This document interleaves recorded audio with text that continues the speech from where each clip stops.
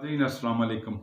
अब से थोड़ी देर पहले मैंने वीलॉग किया था जिसमें हमने हॉकी की आलमी सतह की जो तारीख़ है उसका मुख्तसर सा अहाता किया था। तो उस वीलॉग के बाद मुझे बेशुमार टेलीफ़ोन आए जिसमें लोगों ने ये कहा कि आपने आलमी हॉकी की हिस्ट्री की बात तो की मगर पाकिस्तान हॉकी की बात नहीं की। तो इस हवाले से थोड़ी-सी रोशनी डालिए। नाज़रीन, मैंने आपको बताया कि पाकिस्तान हॉकी का नाम आते ही ज़हन में एक सितारों की एक कहकशां उतर आती है और 4 दफ़ा आलमी चैंपियन और 3 दफ़ा ओलंपिक चैंपियन और बेशुमार दफ़ा चैंपियंस ट्रॉफ़ी जीतने वाले, एशियन गेम्स जीतने वाले मुल्क में ऐसा ऐसा बांझ बन आया कि आज हम हॉकी में 16वें नंबर पर हैं। और जो मौजूदा हालत है बदकिस्मती से हॉकी की, तो उसको देखते हुए कहा जाता है कि ये इस वक्त जो करता धरता हैं, ख़ास तौर पर ब्रिगेडियर खालिद खोखर, उनकी मौजूदगी में हॉकी के मामलात में बेहतरी ऐसे ही है जैसे सराय गोपी में बर्फबारी की तवक्को की जाए। नाज़रीन, मेरे जहन में शहद घुल जाता है जब मैं फ्लाइंग हॉर्स, समीउल्लाह, शहनाज शेख, हसन सरदार, अख्तर रसूल और शहबाज सीनियर जैसे खिलाड़ियों का नाम लेता हूँ।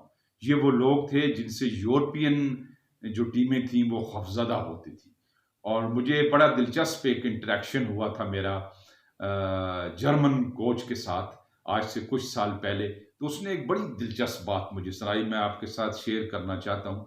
उसने कहा कि पहले हमारी जब किसी भी बैनुल-अक़वामी टूर्नामेंट के ड्रॉज़ निकलते थे, तो हम दुआ करते थे कि पाकिस्तान हमारे राउंड में ना हो और आजकल कहता है कि हम ये दुआ करते हैं कि खुदा करे पाकिस्तान हमारे राउंड में हो, क्योंकि ये इसके खिलाफ जीत जो है वो ऑलमोस्ट यकीनी होती है।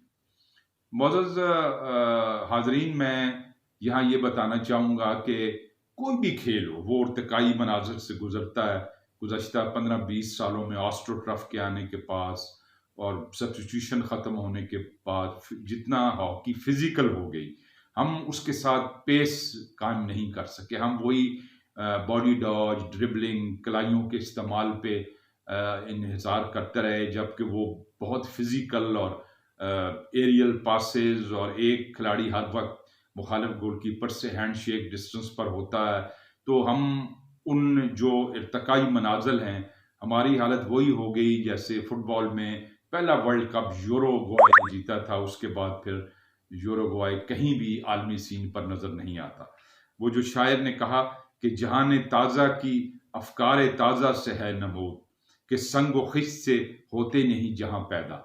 बदकिस्मती से वो जो खून जिगर देने वाले और पैशन रखने वाले ऑर्गेनाइजर्स थे, brigadier Atif, brigadier Hamidi, air marshal Noor Khan और फिर इवन ब्रिगेडियर आरिफ सदीकी को मैं कहूँगा, ये लोग मंजर आम पर नहीं हैं।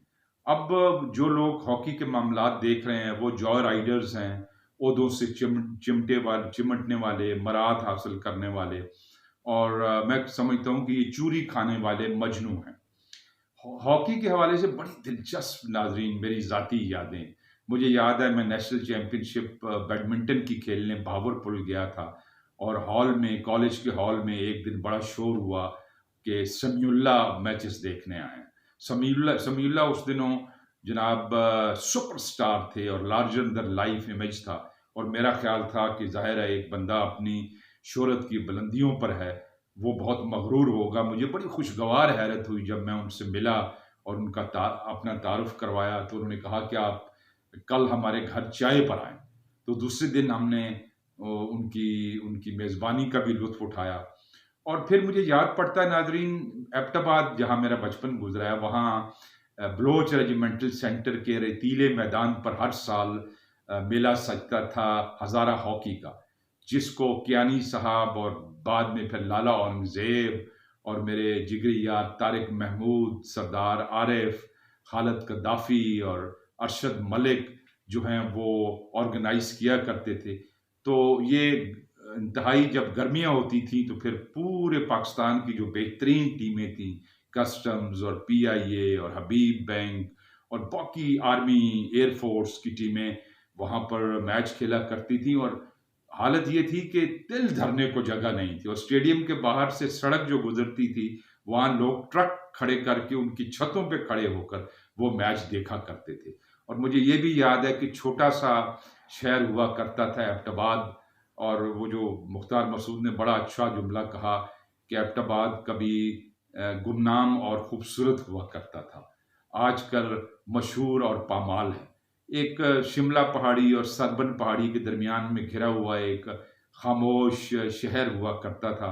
और मुझे याद है टांगे पर बाकायदा फिल्मी अंदाज के पोस्टर लगाकर हज़ारा हॉकी की एडवर्टाइजमेंट लाउड स्पीकर पर की जाती थी और बहुत ही ज़बरदस्त मैच वहाँ देखने को मिलते थे। और लोग जो हैं वो मैच के बाद पूरे अब्टाबाद शहर के चाय खानों में और चौकों में और आकर उस आज के मैच के मतलब डिस्कशन किया करते थे। हबीब बैंक के सामने जो चौक है एबटाबाद शहर का, वहाँ बड़ा जम गफ़ीर हुआ करता था। और मुश्ताक जो उसके पास से लोग सिगरेट पिया करते थे, बीड़ी पिया करते थे, कोल्ड ड्रिंक पीते थे और वहाँ पर फिर घंटों इस मैच के बारे में और जो स्टार खिलाड़ी थे उनकी परफॉर्मेंस के बारे में बहस होती थी।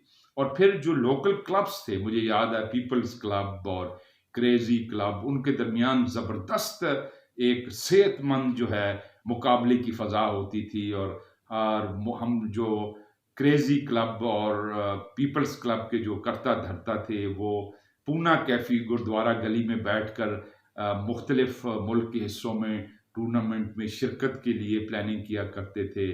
खिलाड़ियों के हवा की स्टाइल के बारे में, उनकी टेक्निक के बारे में गुफ्तगू होती थी। तो बहुत ही खूबसूरत यादें हैं और मैंने सोचा कि आपके साथ भी शेयर करूं। और मुझे याद आता है खालिद कद्दाफ़ी, अरशद मलिक, मुसर्रत जावेद जो आजकल कनाडा में होते हैं, और उसके अलावा तारिक जावेद साहब जो बैडमिंटन में हमारे उस्ताद थे, सदीक शाह बुखारी साहब, और फिर इन सब के सुरखेल जो थे, जो लाला औरंगज़ेब जो जॉइंट सेक्रेटरी थे पाकिस्तान हॉकी फेडरेशन के, ये बहुत फादरली फिगर्स थे। और मास्टर अमीन जो बास्केटबॉल के बड़े उस्ताद थे, और फिर काज़म अब्बास, और फिर किड्डी और बेशुमार ऐसे खिलाड़ी। और फिर बहुत ही खूबसूरत माहौल होता था। वसाइल नहीं थे मगर लोगों में जज्बा बड़ा था। हम जो खिलाड़ी थे वो हमारे पास रैकेट खरीदने के पैसे नहीं थे, किट खरीदने के पैसे नहीं थे। हम कबाड़ियों के पास जाकर पुराने जूते और शर्ट्स वगैरह खरीदते थे। मगर सुनहरा दौर था। और वो जो चार्ल्स डिकल्स ने कहा कि मैंने बचपन में फुटबॉल को किक लगाई थी, वो फुटबॉल आज तक आसमान से वापस नहीं आया। इजाज़त दीजिए, अल्लाह हाफ़िज़।